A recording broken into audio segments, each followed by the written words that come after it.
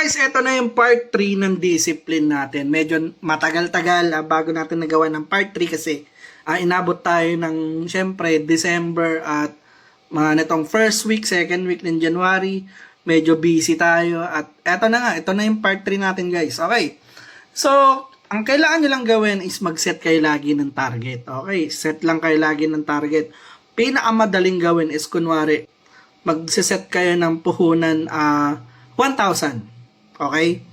1,000 yung puhunan mo. Ang target mo lang dapat dyan is 200 pesos. 200 pesos. 20% lang ng puhunan mo. At kung kaya mo siyang i-cash out mo na. Kasi mas maganda talaga manalo ng 200 pesos kesa matalo ng 1,000 pesos. Okay, for example, ginawa ko lang kasi yung 1,000 pesos para mas madali siyang sundan. Okay, kung kaya nyo naman kung hindi nyo kaya yung ganong puhunan, mamuhunan lang kayo ng malilit, sabihin natin 200, 300, 500, ganun.